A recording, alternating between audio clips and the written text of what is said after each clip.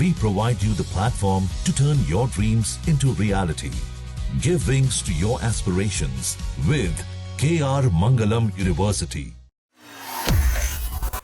केंद्रीय कर्मचारियों और पेंशन भोगियों के लिए लंबे इंतजार के बाद आखिरकार एक बड़ी और सकारात्मक खबर सामने आई।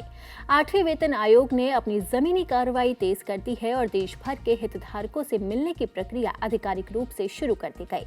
इसी कड़ी में आयोग की टीम 24 अप्रैल को देहरादून में एक दौरा करेगी, जहां वो अलग अलग कर्मचारी संगठनों और एसोसिएशन के साथ सीधी बातचीत करेंगे। अगर आप या आपका संगठन इस चर्चा का हिस्सा बनना चाहते हैं तो ये समय बहुत कम है। आयोग ने साफ तौर पर कहा है कि जो भी प्रतिनिधि या यूनियन अपनी बात रखना चाहते हैं उन्हें 10 अप्रैल तक ईमेल के जरिए अपना आवेदन जमा करना होगा। तय समय सीमा के बाद मिलने वाले अनुरोध पर विचार नहीं किया जाएगा। मीटिंग का सही समय और जगह की जानकारी आवेदन करने वाले सदस्यों को बाद में निजी तौर पर दे दी जाएगी। इस दौरे का मुख्य उद्देश्य सैलरी स्ट्रक्चर, भत्तों और इसी के साथ ही पेंशन से जुड़ी समस्याओं को समझना है।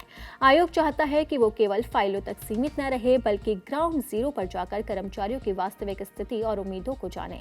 आयोग के इस पहल का स्वागत करते हुए all India NPS employees federation के राष्ट्रीय अध्यक्ष डॉक्टर मनजीत सिंह पटेल ने साफ तौर पर कहा है कि ये बेहद खुशी की बात है कि 8वें वेतन आयोग ने संगठनों से मिलने का सिलसिला शुरू कर दिया।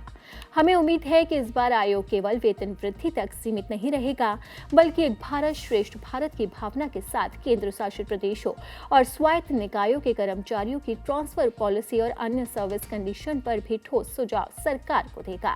इसी के साथ ही अब ये साफ हो गया है कि 8वें वेतन आयोग की प्रक्रिया अब तेजी से शुरू हो गई है, जो कर्मचारियों के लिए एक बड़ी खुशखबरी है, क्योंकि लंबे समय से कर्मचारी 8वें वेतन आयोग का इंतजार कर रहे हैं। हालांकि सरकार ने अभी तक तारीख स्पष्ट नहीं की है कि 8वां वेतन आयोग कब से लागू होगा, लेकिन अब सरकार बड़ी पहल करती हुई नजर आ रही है और इसे साफ तौर पर समझा जा सकता है कि अप्रैल में एक बड़ी बैठक होने जा रही है। तो अब देखना होगा कि इस बैठक में क्या कुछ निकलकर सामने आता है और कर्मचारी किस तरह की अपनी मांगे रखते हैं।